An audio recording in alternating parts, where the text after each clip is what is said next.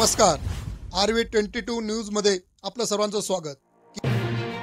Nandgaon digital इंडियाच्या जमान्यात ग्रामस्थांना मूलभूत सुविधा ही मिळेना। असलदरा क्रांतीनगर गाव नागरी सुविधांपासून हजारो मैल दूर जगण्यासाठी नागरिकांच्या दैनंदिन जीवन जगण्यासाठी नागरिकांना भोगावं लागतात नरक यातना। स्वातंत्र्यानंतरही भारतातील हे गाव मूलभूत सुविधांपासून वंचित असून पक्के रस्ते नसल्याने नागरिकांची गैरसोय होत आहे। नाशिक जिल्ह्यातील नांदगाव येथील क्रांतीनगर अस्वलदरा या गावात 1200 लोकसंख्या आहे, पण नांदगाव शहरापासून 1.5 किलोमीटर लांब असलेल्या या गावात अजूनही वीज नाही। स्वातंत्र्याच्या इतक्या वर्षानंतरही मूलभूत सुविधा इथे असलेल्या लोकांना मिळत नाही। भारताला स्वातंत्र्य मिळून कित्येक वर्षे झाली। स्वातंत्र्यापूर्वीच्या काळात देशात अनेक गोष्टींचा अभाव होता, मात्र देशाला स्वातंत्र्य मिळाल्यानंतर अनेक गोष्टींमध्ये बदल करण्यात आले। देशातील अन्न पुरवठा, वीज, पाणी, जीवन जगण्यासाठी असणाऱ्या सर्व मूलभूत गरजा पूर्ण होऊ लागल्या। नाशिक जिल्ह्यातील नांदगाव मधील क्रांतीनगर अस्वलदरा या गावात अजूनही वीज, पाणी इत्यादी अनेक गोष्टींचा अभाव आहे। हे एक गाव आदिवासी गाव असून इथे राहणाऱ्या सर्व लोकांना मूलभूत गरजांपासून वंचित राहावे लागते आहे। आदिवासी ग्रामीण जनजीवन हे अनेक अडचणीने भरलेले आहे। छोट्या छोट्या सोयी सुविधांसाठी लोकांना अनेक कष्ट करावे लागत आहे।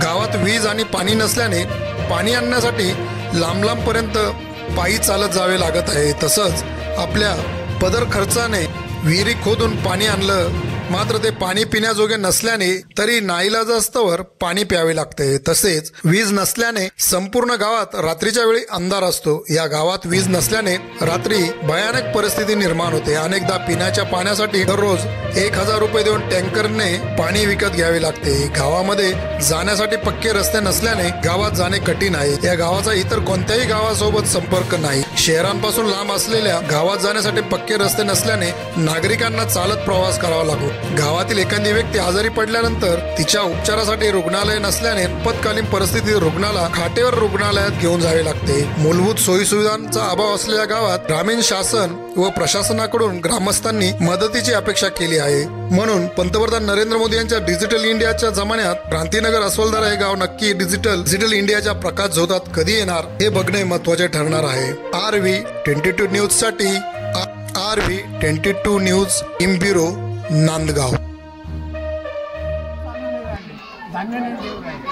बाबा, ही तुमची कितवी पिढी आता तुम्ही बघताय? तिसरी पिढी। त्या ठिकाणी तुम्हाला ज्या शासनाने सुविधा दिल्या पाहिजे त्या सुविधा मिळतात का या ठिकाणी?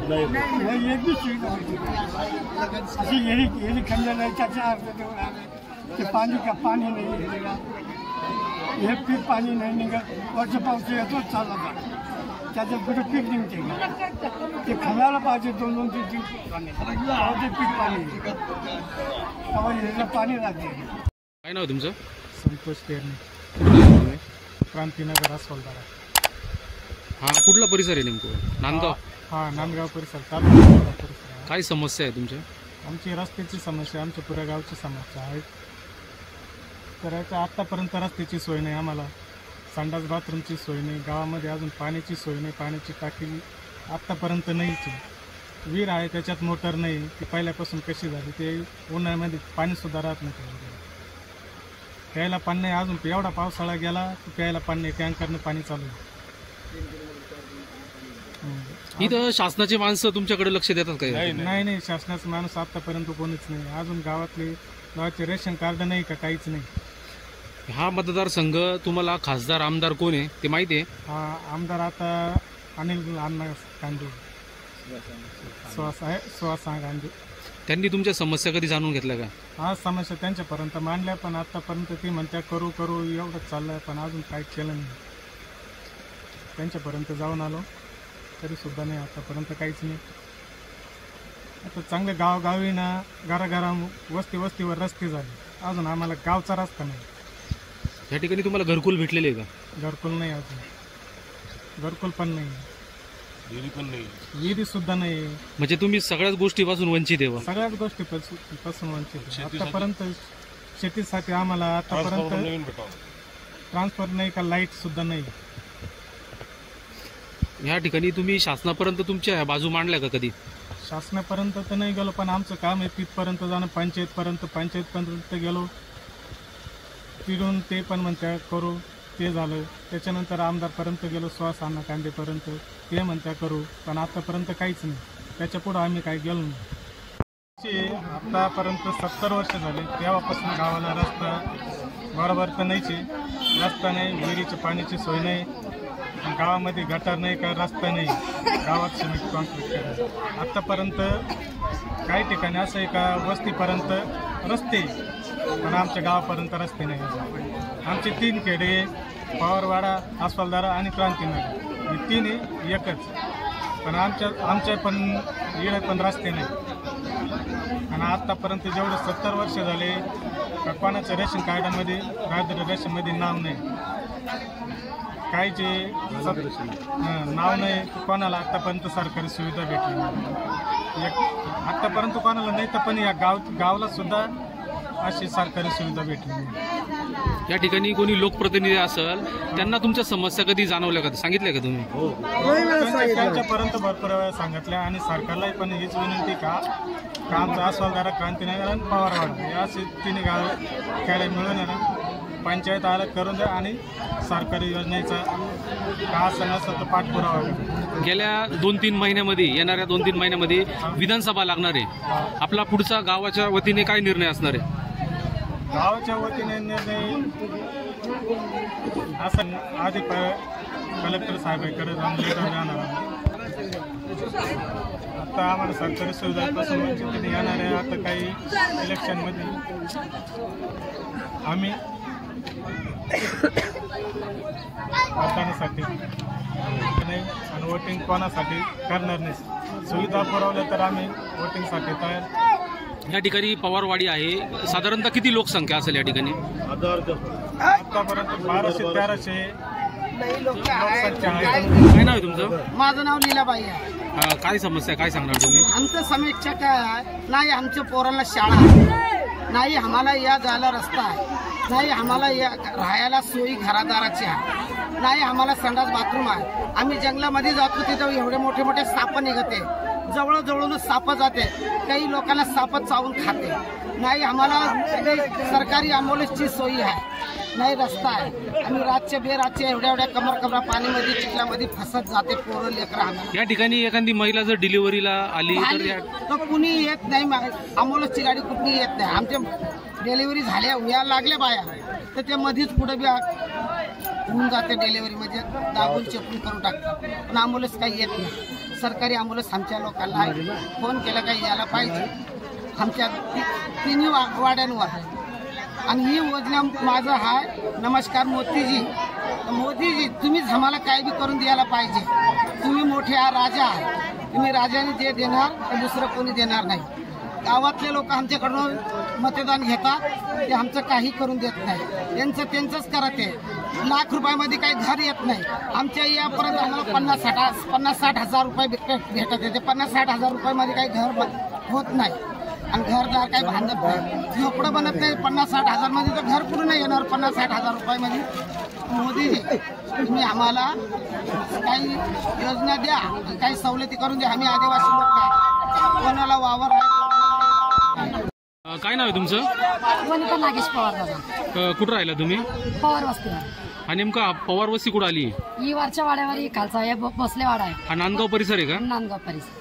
अच्छा, काय समस्या आहे तुमच्या? आम्हाला झाले 3 पिढीपासून आम्हाला रोड नाही, पाणी नाही, लेकरांची चांगल्या शाळा नाही, इथं व्यवस्था नाही, बाथरूम संडास नाही. येतं काही व्यवस्था तुमच्या काही कागदामुळे परत जाते. जरी कागद दिले आम्ही तरी सरकार आम्हाला मदतीला पुढे उभं राहत नाही. खेड्यात एवढ्या लांब जायचं, धंदेपाला करून यायचं, इथं आमचा धंदा नाही, पाणी नाही, धड आम्हाला इथं काहीच सुविधा नाही सर. मग या एवढ्या संख्येमध्ये आम्ही राहायचं कुठं, कसं करायचं? आता लहान लहान लेकरं आहेत, त्यांना चांगली शाळा नाही, चांगलं राहण्यासारखं नाही, बाथरूम नाही, स्वच्छतापणा नाही, पाण्याची व्यवस्था नाही, धर नदी नाही इथं. तर जवळ आम्हाला एवढे वर्ष झाले पाण्याची टाकी सुद्धा मंजूर झाल्या, टाकी मंजूर तरी आमच्यापर्यंत पाणी येत नाही. त्याला आम्ही काय करायचं? तुमच्यासारख्या आता बोला आले तुम्ही तर काहीतरी आमच्या लोकांसाठी करा मदत. आमची हीच विनंती आहे का आलेल्या सुविधा माघारी नका जाऊ देऊ. आमचे 2 वाडे बिना पाण्याचे बिना रस्त्याचे असंच तक करतात आणि आमच्यामध्येच काय बिघडून जातात. आमची विनंती आहे तुम्हाला हात जोडून का आमच्या लोकांना ही सुविधा मिळावा. आमच्या लेकरांना आता तरी या परिसरामध्ये तुमच्या ह्याच्यामध्ये घ्या सरकारमध्ये. तर आम्हाला 2 लोकांना चांगल्या सुविधा भेटल्या पाहिजे, राहिलं पाहिजे, मराठीसारखं वागलं पाहिजे. पारध्याचं नाव सगळ्या जगामध्येच बदनाम आहे. पण आता तरी आम्हाला राहू द्या, समाज म्हणून राहू द्या. इथं जी काय आहे ते आमचं कष्टाचंच आहे. सरकारी इथं ज्यादा सुविधा आम्हाला नाही आहे. आमची विनंती आहे का आम्हाला सरकारी सुविधा मिळावा, चांगल्या लेकरांना शिक्षण मिळावा. ही इथं 1ली 2री पर्यंतच आहे. आमचं इच्छा आहे का 10वी पर्यंत पण इथं शिक्षण व्हावं लेकरांचं. हीच विनंती माझी. आणि बाथरूम मध्ये आम्हाला तेच रस्ता तिला रोड म्हणतात.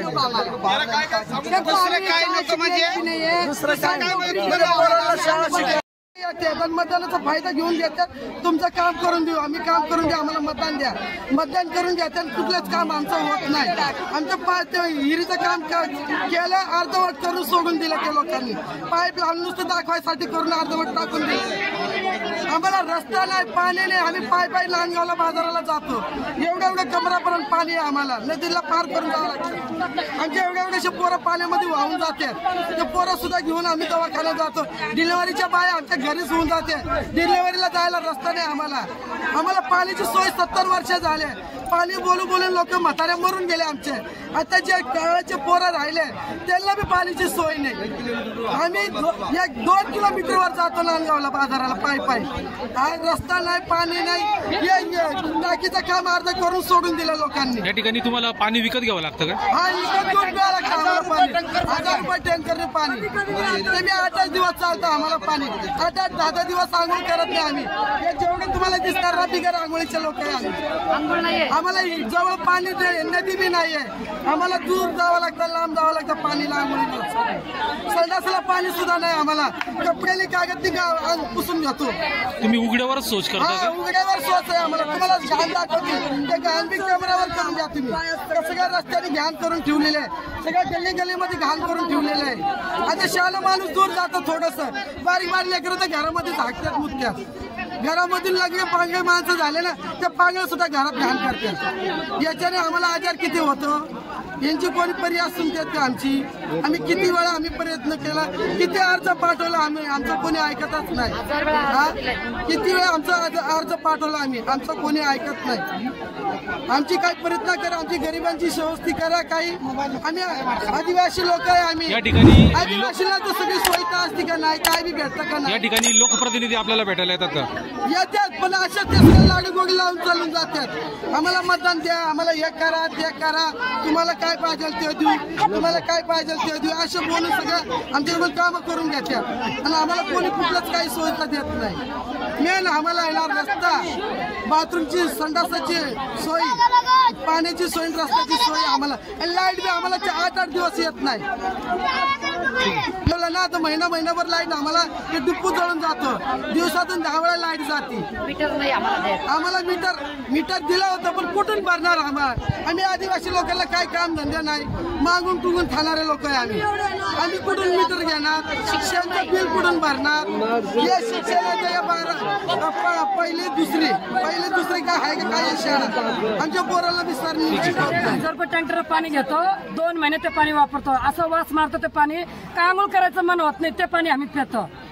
सरकारला बी ते पाणी दाखवलं तर सरकार बी काही आमचं काही क्यू करत नाही. आणि आमच्याकडे बघत बी नाही. फक्त इलेक्शनला हात जोडून इलेक्शन मागता आणि निघून जाता. फक्त याच वाड्याला रस्ता आहे, त्या वाड्याला रस्ता बी नाही, काय नाही आहे. येता जाता लई शिया बी खाते वावरावाल्याचे. आम्ही येता जाता वावरावाल्याची बी शिया खाते. वावरावाले सगळं भांडणं बी गंजवाळ झालं आमचं. आता मतदान मागायला आले का लोकांना आम्ही झोडणार. मतदान देणार नाही कोणाला आम्ही. आता ह्या विधानसभेमध्ये पहिले रस्ता द्यायचा, पाण्याची व्यवस्था करायची, नंतर आम्ही त्याला मतदान देऊ. हात जोडून मतदान घेताना आमची काही व्यवस्था करत नाही. आमचे पोरं आहे ना, एवढे संख्या आमची बिन शाळाची आहे. या शाळेमध्ये 2री 3री पर्यंत शिकता, नंतर घरी बसून जाते. त्याला गाडी घोडी नाही, काय नाही, रस्ता चांगला नाही, लोक सगळं जाते. असं डोंगरामध्ये रानामध्ये कोणते पोरं जाणार? असं बेड्या सुटते, वाघा सुटते. आमचे लहान पोरं कसं काय जाणार अशा रस्त्यामध्ये? कोणी जाणार नाही. आणि आम्ही बी धाडत नाही. आम्ही इकडे तिकडे निघून जातो. आमचं शेती आहे ना, आम्हाला दादा आमच्या शेतीला पाणी नाही आहे, पियाला पाणी सोडत शेतीला पाणी नाही आहे, म्हणून आम्ही आहे ना दिल्लीवरून माल आणतो, जत्रेमध्ये जातो, जत्रेमध्ये बी आम्हाला लोक बसू देत नाही. आम्ही 4-5 हजार रुपये धंदा पाणी करतो आणि तेच पाण्यानं आम्ही आहे ना ते पैशाने आम्ही पाणी पितो. तेच आमच्या हातावरचा संसार आहे. असं नाही का सोनं चांदी करते हिरा मोती आमच्याकडे आहे म्हणून, तसं काहीच नाही आमच्याकडं. फक्त पाण्यापुरतं कमवतो आणि जेवणापुरतं कमवतो आम्ही. लय आलं करत सरकार आमचं दुकान लावायला गेलं ना आम्ही आळंदी, पंढरपूर, गांजापूर तिकडे आम्ही जातो. इतक्या आला करत आमच्या बाळाला दंड्याला मारते सरकार. तरी आमच्या आहे ना आम्ही काही बोलत नाही सरकारला की आमची या योजना करा, का आम्हाला हे द्या का ते द्या. तरी आम्ही मार खाऊन आम्ही धंदा पाणी करून आमच्या पोरांचं पोट पाणी पाळतो आम्ही. माळी उद्राक्ष, माळी शंकर असे आमच्या वजा दादा का बैला बी चालणार नाही तसं ते वजा आहे. तसं वजा उचलून आम्ही आमच्या आतड्याला सूज आहे, लेबरला सूज आहे. आमचं पोरं बी तेच धंदा करणार का? आम्हाला नोकरी नाही, पाणी नाही, काय नाही. आमच्या वाडावडील शिकारी करून मरून गेले. आताचे फोन गठडे उचलून मरून जाणार. हे फोन काय करणार? हे फोनला काय शिक्षण नाही. आमच्या स्वतःच्या पैशानं 500-500 रुपये गोळा केले आम्ही जत्रेमध्ये. त्याच्याला लाईट खांब आम्ही लावले. ते बी वायरमॅन काय करतो, कोणत्याही दिवशी येऊन वायर कट करून टाकतो. गणपतीच्या दिवशी बसवले त्या दिवशी अंधाऱ्यामध्ये आम्ही आरती घेतली. गणपतीला सुद्धा लाईट ते चांगले देत नाही. मग आम्ही कोणाला सांगायचं? बोललं म्हणजे हा ते तुम्ही हे आमचे, तुम्ही हे आमचे, आणि आमचं काम आल्यावर तुम्ही आमचे नाही. फक्त आहे ना बोलायचं.